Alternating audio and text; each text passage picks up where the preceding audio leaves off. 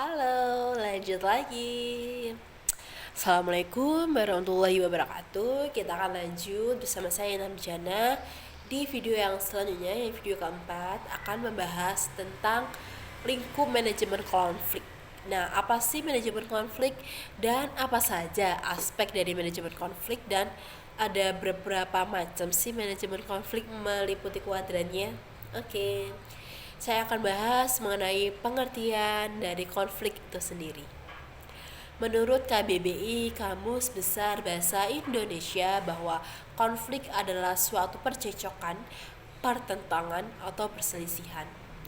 Nah, konflik bisa berarti karena adanya oposisi atau pertentangan antara orang dengan orang, kelompok dengan kelompok, organisasi dengan organisasi. Nah, jadi dapat ditarik kesimpulan bahwa manajemen konflik adalah cara yang digunakan individu untuk menghadapi pertentangan atau perselisihan antara dirinya dengan orang lain dalam suatu kehidupan atau dalam suatu lingkup masyarakat. Nah, jadi intinya manajemen konflik itu adalah suatu cara yang digunakan untuk menghadapi setiap masalah, pertentangan, percekcokan antara kedua kubu, sehingga bisa mencapai suatu kemaslahatan atau kemanfaatan, sehingga tidaklah terjadi permasalahan yang lebih serius ke depannya. Maka perlu adanya suatu manajemen konflik.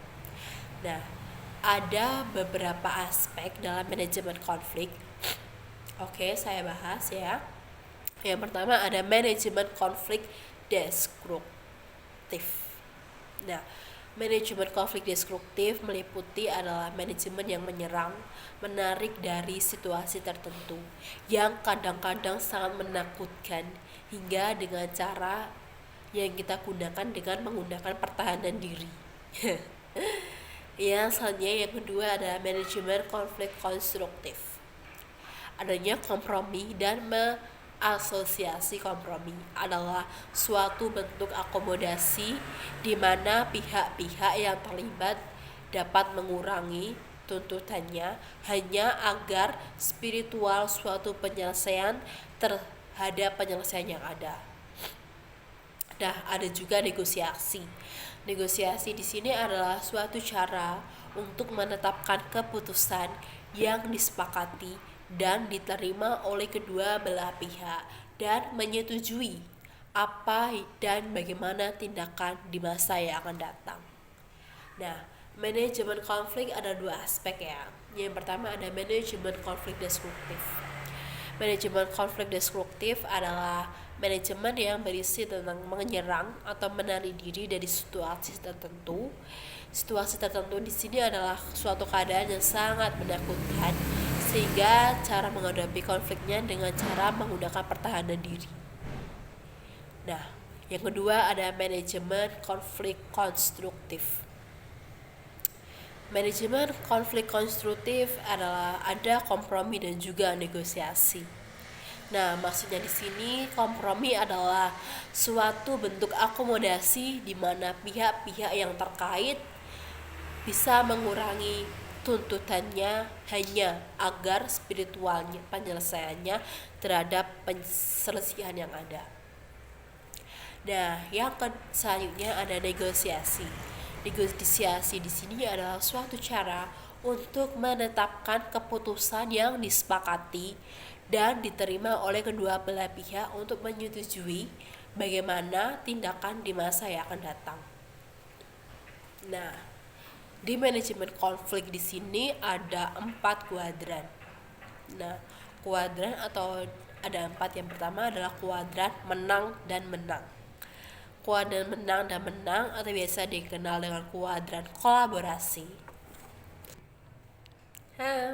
Lanjut lagi di metode kuadran. Tadi sudah dibahas sedikit judulnya, yaitu kuadran menang dan menang. Kuadran menang dan menang atau disebut juga dengan kolaborasi. Nah, tujuannya di sini adalah mengatasi konflik dengan menciptakan penyelesaian melalui konsensus atau kesepakatan dengan mengikat semua pihak yang terkait. Yang kedua, ada kuadran menang dan kalah atau biasa dikenal dengan persaingan. Nah, di sini adalah memastikan bahwa ada pihak yang memenangkan konflik dan otomatis ada pihak juga yang kalah karena konflik. Nah, biasanya menggunakan kekuasaan atau pengaruh spiritual kemenangan tertentu.